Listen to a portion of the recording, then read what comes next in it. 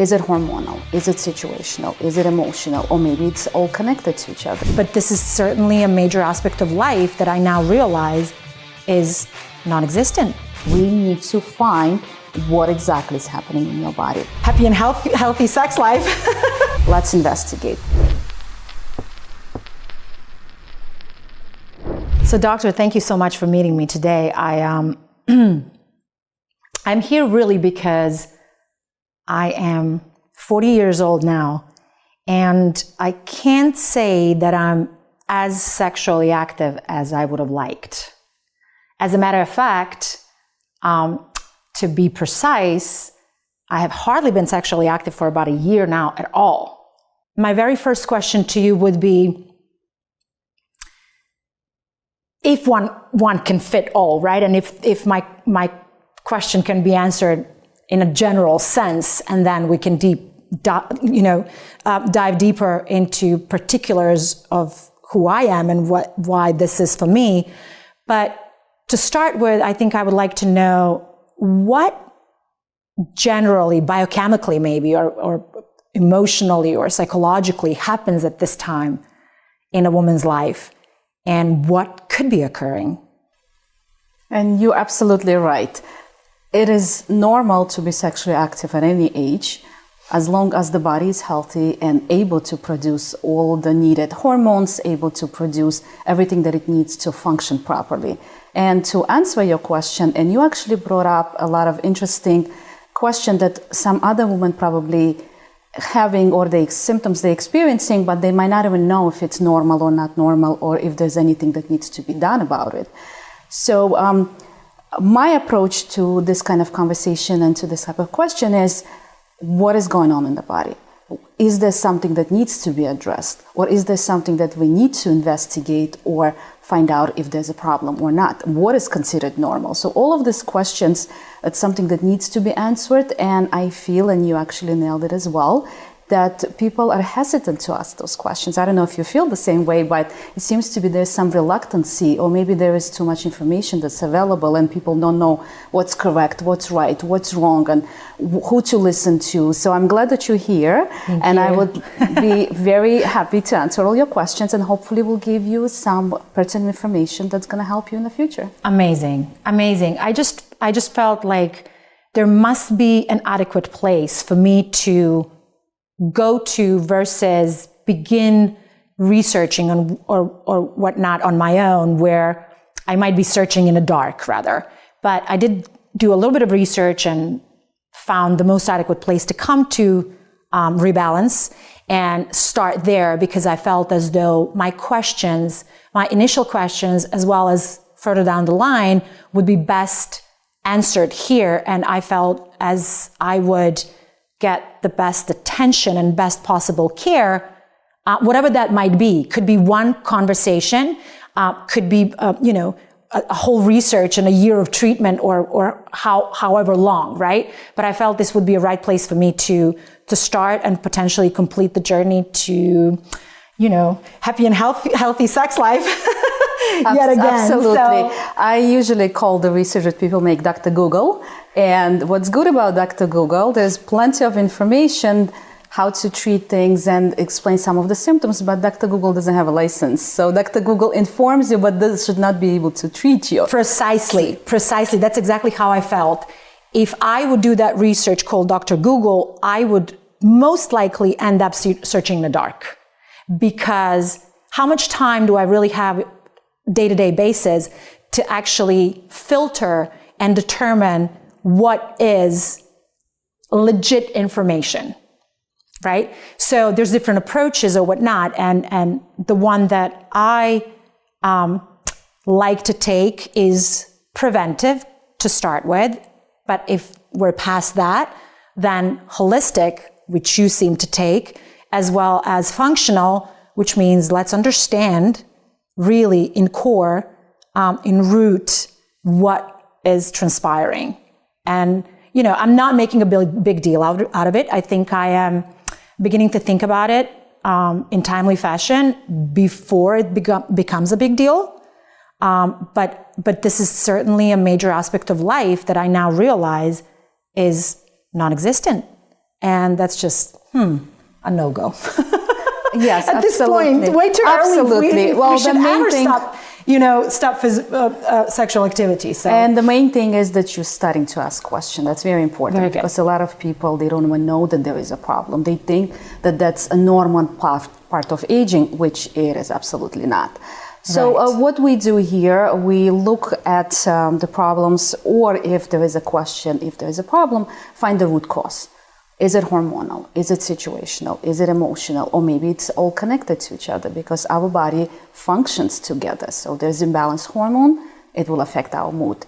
If there's something going on with our body regimes or anything else that we're doing, it's going to be affecting other parts of life. So, and that's exactly what we do here. We're trying to find where the problem is coming from. And once we know where the problem is, we would know what to do with it. And so my approach, exactly. So my approach to your question would be, let's investigate. Let's find out where the symptom coming from. I will definitely need a little bit of your help, and you would need to tell me in more details. Are there any specific symptoms that you're experiencing? When did it start? Are the symptoms something that you gradually noticing, or there's a big shift? Is it affecting your lifestyle? Is it affecting your relationship? How important this whole concept? And why did you actually start to ask that question? What brought you on to the point that you would like to have that conversation? And do you think if it's affecting your life in a way that you have to get it fixed?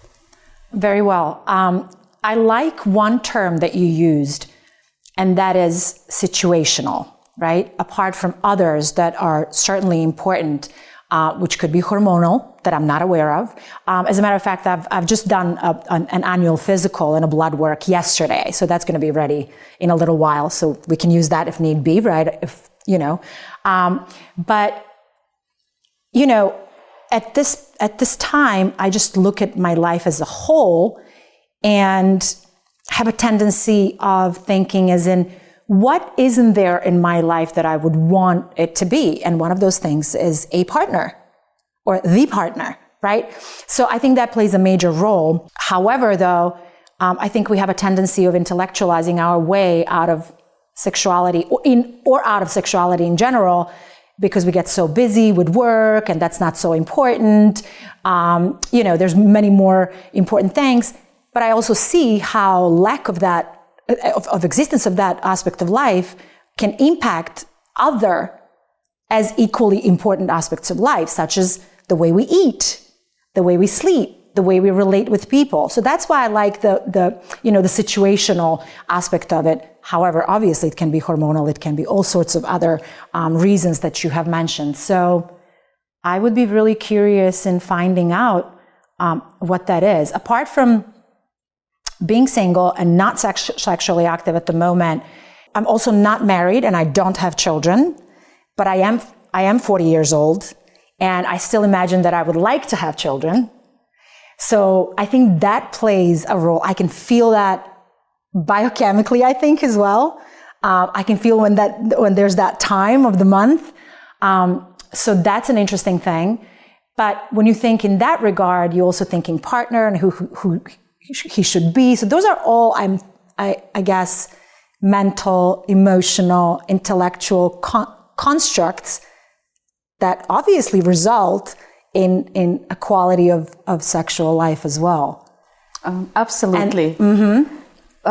Question to you would be, if there would be a partner next to you right now, did you notice that your sexual drive is the same as it was 10 years ago, let's say 20 years ago? Did you notice that you have less libido? Did you notice that there's some symptoms, maybe you're waking up at night and you feel hot? Is there anything going on there that you think would be able to prevent you to enjoy your sexual life if that special person will be in your life right now? Apart from not that person being in my life. Yes.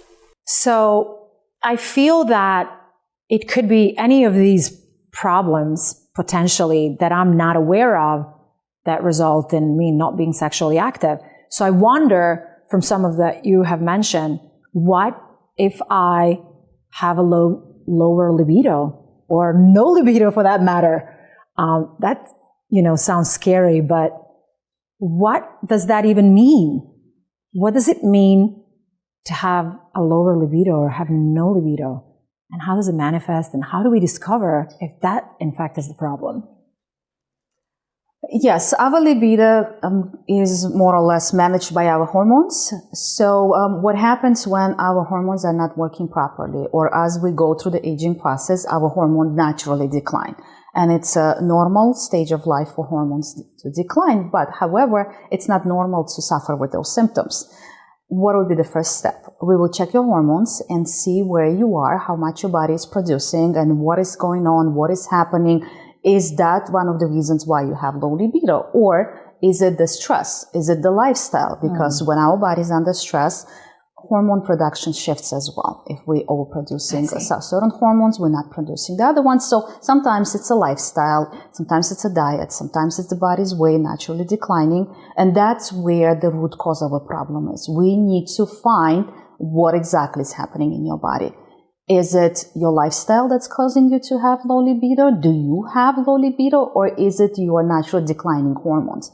And the good news about it is there is something that could be done about it. It's not a life sentence, and it's not something that's not fixable. So which are the hormones that we would look at? If we particularly zero in on, to start with, hormones, which would be the hormones that we would look at?